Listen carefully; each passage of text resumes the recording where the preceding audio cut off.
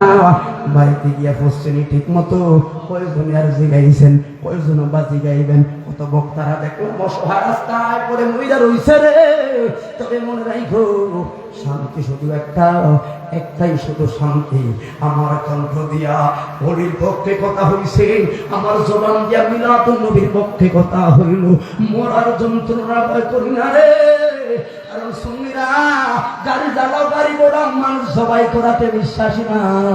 সুন্নিদের আকীদা হলো ইন্নাকা লাআলা খুলুকুল আযীম। কথা বলুন ঠিক না বেঠিক?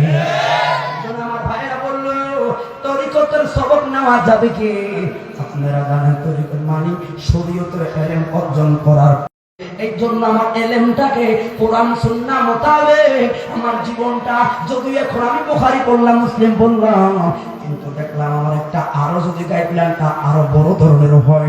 কারণ যেই ঘরের ভিতরে মুরব্বী নাই রে, ওই ঘরে ফলাফল কেমন হয় এগুলো আপনাদের জানার বাকি।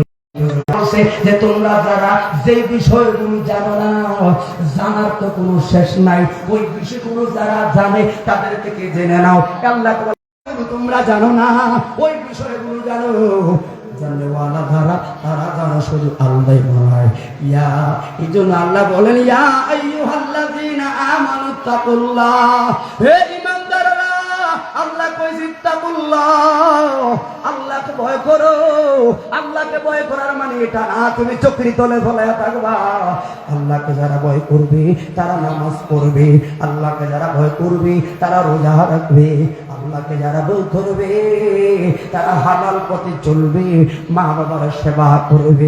এই তো শরীয়তে যারা খেয়াল করবেন, যারা শরীয়তের পন্থা বুঝে, ইত্তাকুল্লাহর মধ্যে ফরজিয়াত শেষ। কথা বলে ঠিক না বেটে? আল্লাহর শরীয়তের আইনগুলো ইত্তাকুল্লাহর মধ্যে আছে। যারা ইত্তাকুল্লাহ আল্লাহকে ভয় করবে তারাই তো আল্লাহর বিধান পালন করবে। আল্লাহ কোন না হইতো না তলকি ওয়া কুনু মা'আস সাদিকিন। একজন সাদিকিন, একজন সালিহিনের অন্তর্ভুক্ত হয়ে যাও। আল্লাহু আকবার।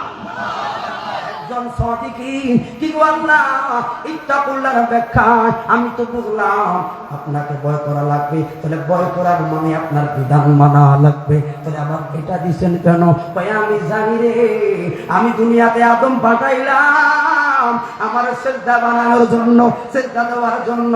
হায় রে শয়তান রবার দিছি গো, তারে ওই মানুষটারে ধোঁকা দেওয়ার জন্য। কারণ শয়তান তো নালতের অবস্থা লইয়া বলল যে আদম সন্তানের কারণে আল্লাহ 6.5 লক্ষ বছরে বন্দিগি আমার নষ্ট হইল। ছাড়তাম না তোমার সেই আদম বান্দারে।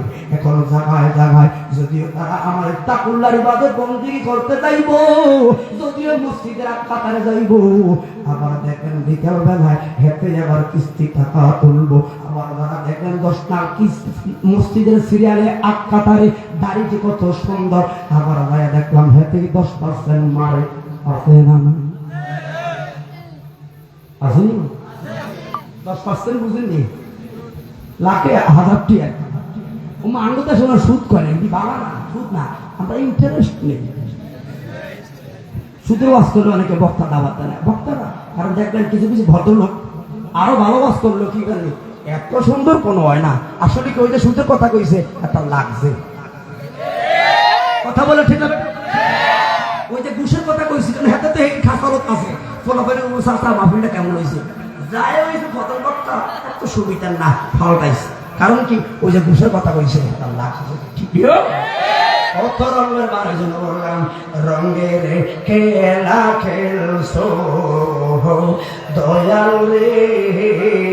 কষ্ট চাপাদের আমার খেলা চমৎকার,